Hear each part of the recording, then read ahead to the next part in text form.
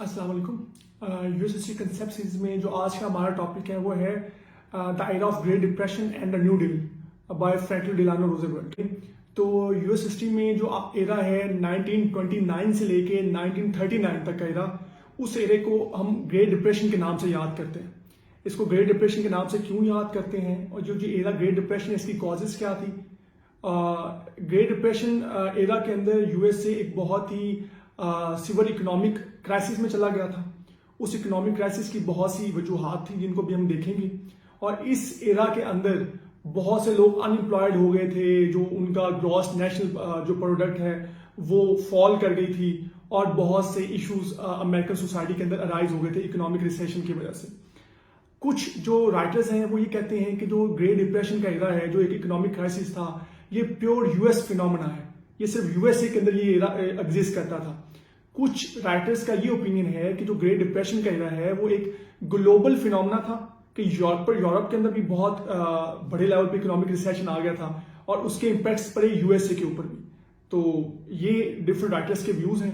अब great depression की वजूहात क्या थी, उसमें अगर वजूहात में हम देखें तो नंबर 1 पे कॉज ये आती है कि 1929 के अंदर, इस एरा के अंदर लोगों ने बहुत ज्यादा इन्वेस्ट करना स्टार्ट कर दिया था स्टॉक मार्केट में, शेयर्स खरीदने स्टार्ट कर दिए थे। तो 1929 के अंदर एकदम से यूएस की जो स्टॉक मार्केट है वो क्रैश कर गई, जिसकी वजह से एक वीक के अंदर ही $40 बिलियन का लॉस हो गया। और बहुत से लोग जो थे जिन्होंने पैसा इन्वेस्ट किया हुआ था, बैंक्स ने, कॉर्पोरेट सेक्टर्स ने, सबका पैसा डूब गया। लोगों का जो पैसा था वो इंश्योर नहीं था, तो लोग सारे के सारे इकोनॉमिक क्राइसिस में चले गए और उसका नेशनल लेवल पे बहुत बड़ा इम्पैक्ट आया।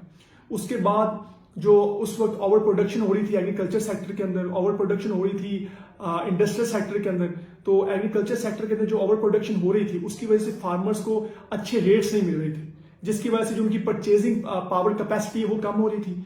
उनकी जो परचेजिंग पावर कैपेसिटी कम होने की वजह से जो इंडस्ट्री जो चीजें प्रोड्यूस कर रही थी उनकी डिमांड भी कम हो गई, तो उसका अल्टीमेटली इंडस्ट्रियल सेक्टर के ऊपर भी इम्पैक्ट पड़ा। जब इंडस्ट्रियल सेक्टर की भी डिमांड कम हुई तो उन्होंने अपनी जो लेबर फोर्स है उसको भी कट करना स्टार्ट कर दिया, जिसकी वजह से लोग और ज्यादा अनएम्प्लॉयड हो गए, और उनके अनएम्प्लॉयमेंट की वजह से और लोगों की परचेजिंग पावर कैपेसिटी जो है वो कम हो गई। तो ये एक साइकिल है, अल्टीमेटली लोग अनएम्प्लॉयड हो गए और उनकी जो चीजें खरीदने की ताकत है वो खत्म हो गई। उसके अलावा यूएसए ने अपनी लोकल इंडस्ट्री को 1920s में उस एरा के अंदर प्रमोट करने के लिए 1929 में 30 में एक एक्ट पास किया था, स्मूथ हॉले एक्ट। इस एक्ट के अंदर यूएसए ने प्रोटेक्शनिस्ट जो पॉलिसीज हैं उनको अडॉप्ट किया था, कि यूरोप से जो इंपोर्ट हो रही थी यूएसए के अंदर उसके ऊपर टैक्सेस बढ़ा दिए गए थे अपनी लोकल इंडस्ट्री को बूम देने के लिए, जिसकी वजह से यूरोप की इकोनॉमी के ऊपर भी इम्पैक्ट पड़ा और यूरोपियंस ने रिटेलिएटिव मेजर्स लिए जिसका यूएसए की इकोनॉमी के ऊपर भी इम्पैक्ट पड़ा।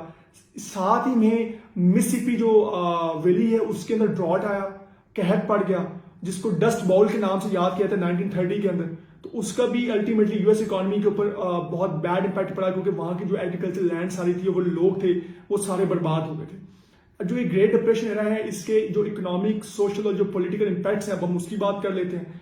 इकोनॉमिक इम्पैक्ट जो है उसमें जो यूएसए की ग्रॉस नेशनल प्रोडक्ट है वो $104 बिलियन से $56 बिलियन पे आ गई थी, और जो लोग हैं 13 मिलियन जो लोग हैं वो अनएम्प्लॉयड हो गए थे, और जो बहुत से बैंक्स हैं वो दिवालिया हो गए थे। Approximately 20% of banks at that time which were working in USA वो सारे क्लोज हो गए, और जो 10 मिलियन सेविंग अकाउंट्स हैं वो बंद हो गए। अगर हम इसके पॉलिटिकल इम्पैक्ट की बात करें तो जो ग्रेट डिप्रेशन आया वो 1929 में आया। उस वक्त जो यूएसए का प्रेसिडेंट था वो था 31st प्रेसिडेंट, जिसका नाम था हर्बर्ट हूवर।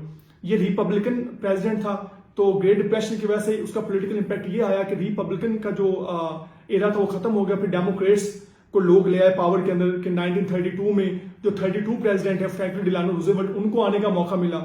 सिमिलरली इसके एक पॉलिटिकल इम्पैक्ट ये था कि लोगों का टिल्ट हो गया टुवर्ड्स कम्युनिज्म। उनको लगा जी कि कैपिटलिज्म शायद एक फेलियर फॉर्म ऑफ गवर्नमेंट है, तो उनका उसके ऊपर से एतबार उठ गया। अगर सोशल इम्पैक्ट्स की बात करें तो खवातीन जो थी उन्होंने अपने जो फाइनेंशियल अपनी फैमिलीज को सपोर्ट करने के लिए वो लेबर फोर्स का पार्ट बनी, और उनको एक्सप्लॉइट किया गया in the form of cheap labour. इसके साथ ही जो ब्लैक्स अफ्रीकन्स की मूवमेंट चल रही थी उस वक्त में 1930s के अंदर अपने राइट्स के लिए, तो ये इकोनॉमिक रिसेशन की वजह से वो भी सारी इग्नोर हो गई। तो हर्बर्ट हूवर जो 31st प्रेसिडेंट था, उसने कुछ मेजर्स लिए ग्रेट डिप्रेशन को ओवरकम करने के लिए। फॉर एग्जांपल उसने एक इदारा बनाया, रिकंस्ट्रक्शन एंड फाइनेंस कॉर्पोरेशन, जिसको उन्होंने बिलियंस ऑफ डॉलर्स दिए कि आप ये लोगों को चीप लोन्स दें इकोनॉमी को रिकवर करने के लिए। सिमिलरली वर्ल्ड वॉर 1 के दरमियान यूरोपियंस ने जो अमेरिका से लोन्स लिए थे, तो उनको थोड़ी सी मोहलत दे दी गई 1 साल की कि आप अभी उनकी रीपेमेंट्स ना करें लोन्स की, ताकि आप भी इकोनॉमिक रिकवरी की तरफ आ सकें। तो लेकिन हर्बर्ट हूवर जो है वो अमेरिका को इकोनॉमिक रिसेशन से ना निकाल सका। अल्टीमेटली गवर्नमेंट आ गई फ्रैंकलिन डिलानो रूजवेल्ट की, और फ्रैंकलिन डिलानो रूजवेल्ट को हम एक स्पेसिफिक टर्म यूज करते हैं, new deal. What was the new deal? जो फ्रैंकलिन डिलानो रूजवेल्ट की रिफॉर्म पैकेज था, उसको नाम दिया गया न्यू डील का। उसने अपनी इलेक्शन कैंपेन में लोगों से ये वादा किया कि मैं विद इन 100 डेज अपने न्यू डील लेके आऊंगा, मैं अपने नए प्रोग्राम्स लेके आऊंगा और मैं अमेरिका को इस इकोनॉमिक रिसेशन से निकालूंगा।